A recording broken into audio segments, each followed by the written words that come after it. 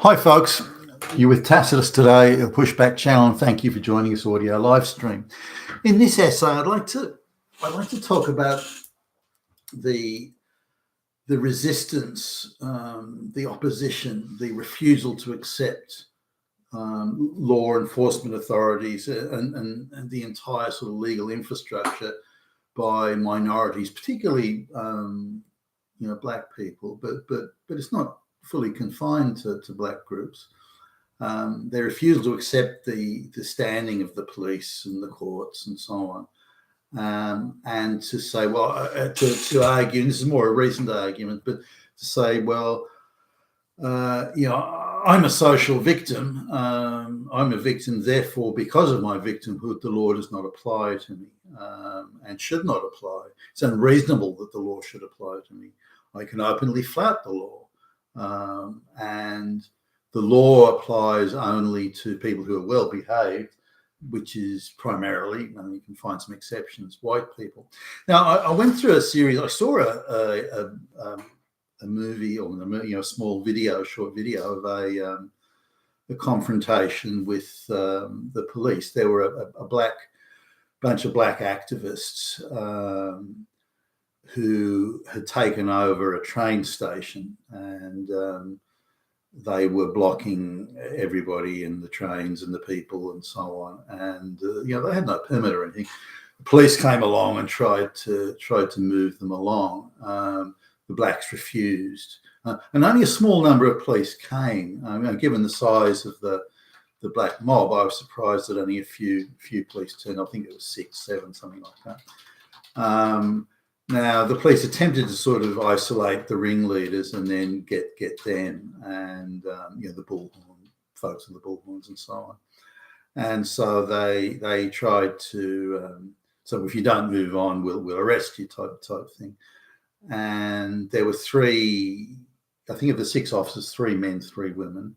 I think only one of the officers was physically large, I think capable of independently sort of restraining a lawbreaker, but so there were 2 officers per person. So there's a black, 3 black youths, 2 men and a woman. The police attempted to restrain. Now, rather than just accept the arrest, the black people refused to accept the arrest, refused to accept the directions of the officers, and tried to run away, push the officers away. The officers tried to tackle the black people. And tried to put handcuffs on them. The whole time, the black people struggled, refused to accept, the police direction. The police were so hopeless in that, and so the women were so unfit. The police officer females were so unfit that they really struggled to restrain any one of them. And so you've got this interesting thing where you've got these 2 police officers grappling with this black guy. He's wriggling and jumping around. He's pushing them off. He's quite successfully evading their attempts to restrain him. And this just keeps on going. The black guy is refusing to be handcuffed by the police. And given the screams and carry-on, it's clear that the black mob viewed that the police had no legitimacy, not that they had some or a little bit, or that they had no legitimacy at all. Now, this is a police force that's got 44% black officers, that's got black police chief, that's got the mayor of the district is a black, and so on. So they can hardly say this is a racist gig or anything like that. Far from it.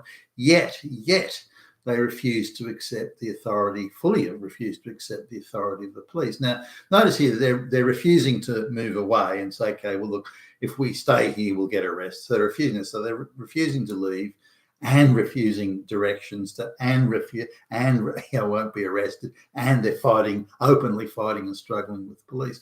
Now, eventually the thing did blow over, but the police had this interesting sort of perspective that once they knew that the protest group or agitated group, call it what you like, the law-breaking group was black, they decided that they wouldn't have a substantial police response. So they could have sent enough officers there to solve the whole thing, just arrest everybody and take them away, that thing. But they decided not to do that because that would be provocative. That would be provoking these people who are already being very provocative. So I don't see the reasoning there. But that's the rationale. Let's try and keep the police. Now, maybe you kind of understand. We'll just send a few police there. We'll ask them nicely and politely because we don't want this to flare up into a full-on drama. So they only send a few police officers, not big burly dudes who won't take any nonsense or that are tooled up or anything. No. We'll send some flabby, unfit people that would struggle to handcuff a newborn baby, let alone these people. But so anyway, the whole thing blows over. The Department of Prosecutions decides, no big deal. No, like, so what if they assaulted police officers? So what if they refused directions? So what if any of these? It doesn't matter, these people aren't inclined to take any notice of what the police say anyway. So why don't we just let it go, and that'll sort of lower the temperature on things. Now maybe it lowers the temperature for the moment, but you still let a large number of lawbreakers avoid all accountability. You've still done that. So that then feeds into the future view that, hey, we can get away with whatever we want. These people won't really do anything to us as long as we resist arrest or run away. Or then looking at a number of other situations where the police detain somebody for legitimate reasons, and they'll run a background check on and find they've got a number of warrants for their arrest, and then the nearly was black, by the way, run away and jumping the fence. Now sometimes the officers are fitting up to it. A lot of the time they're not, and the black guy or woman, just runs away. Even when they get one handcuff on, the black person will try and run away and assault the officers. These things very rarely result in sometimes they do, but very rarely result in charges and prosecutions. Now, when you look at the amount of white people who are having their businesses ruined by the COVID lockdowns, the police had no problem being brutal with white people, no problem at all, and of arresting them. Similarly, when you look at things like the climate change agitators who block streets and do all sorts of illegal activities, and the police do nothing. But if a citizen tries to move them out the way so they can get to work or get to pick up their kids from school, the police move in instantly and arrest the white guy. They arrest the white guy, and they've got no problem doing it. So what we seem to have, not only different laws for what political views you may have or what victimhood status you can manufacture for yourself or your group, aided and abetted by the globalist funded NGOs, by the way, but also there's people most likely to accept the legal authority of, for example, the police and the courts, and the people least likely. So there's now a view that's quite clear, as far as I can tell, where the law is not being applied, or much restraint is involved in the application of the law to people that do not believe the law is legitimate, that the police and the courts and so on are legitimate. So well, this person doesn't think power and authority is legitimate. Okay, we'll let them commit the crime then. They can go off and do what they want. Or here's this upstanding white guy with a house and this and that and a good job or something. He believes in law. Good, well, we'll arrest him then. That'll do. And there seems to be... Now, this is something that plays out in ideological victimhood terms. And I've seen this happening in, say, divorce courts where,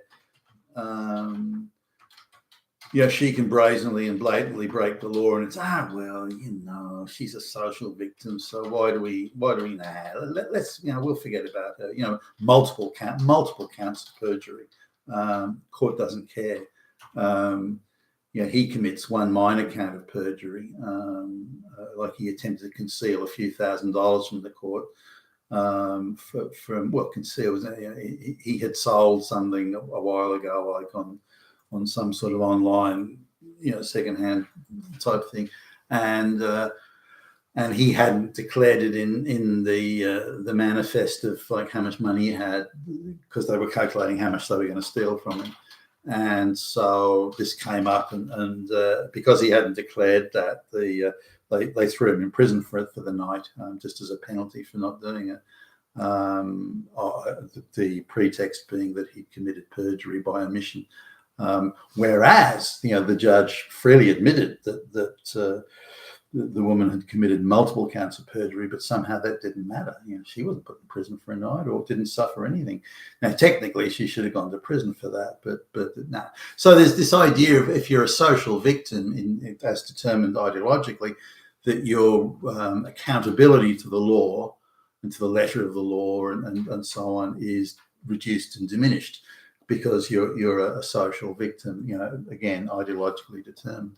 But also there's another factor, and something I've noticed, say, with Pacific Islanders and so on in Australia, because there's not that many black people in there. There are some, but not that many. Most of the people who come from the wider Asian region, Philippines, Indonesia, China, India, Pakistan, Bangladesh, that sort of thing. But in terms of the Pacific Islanders, they had very much a tribal society and like large families. And bear in mind that they don't come from monogamous situations. It's quite acceptable and standard and not unusual there for women to have many male partners, and the ownership is determined through the female line rather than through the male line, as you have in the West. But so that they can have these very large, extended sort of tribal families, and authority comes from the family and the elders in the family and the tribe. It doesn't come from independent institutions such as the police or the court. So they've got no real comprehension of that.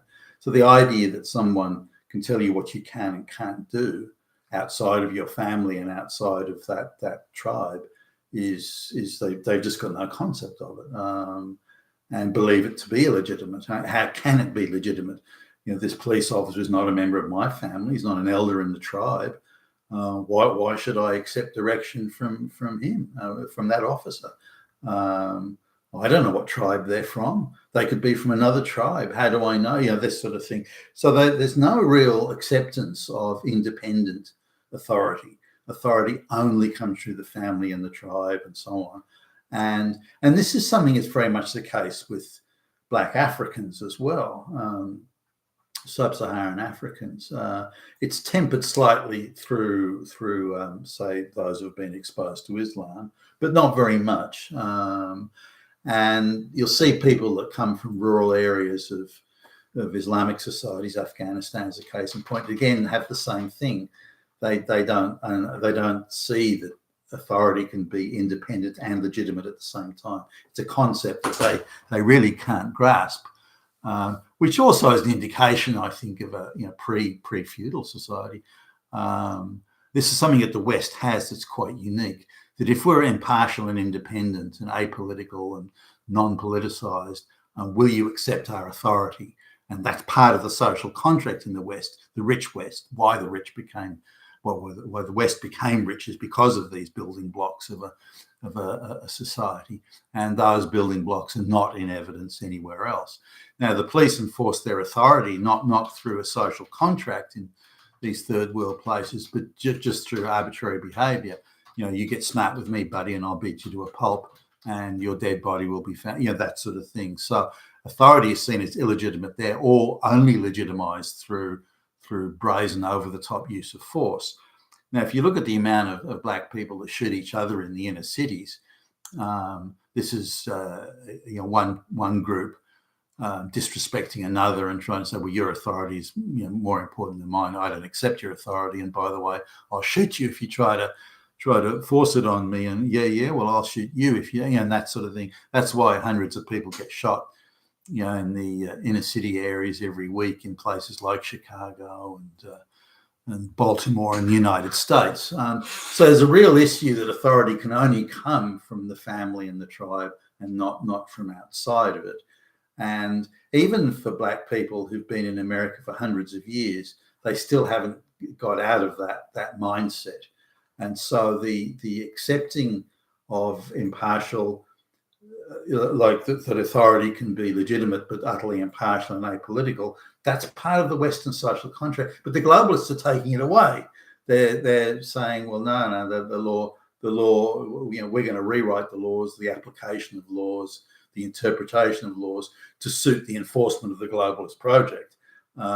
It no longer is impartial and independent and so on. We're using it now for our own purposes. And, there's barely a politician in the West is standing up against it, or a judge or lawyers. They're all jumping on the bandwagon of exploiting what is a not so gradual destruction of all the pillars of law and social contract that the West was built on. I've been Tacitus today at your Pushback channel. Thank you for listening.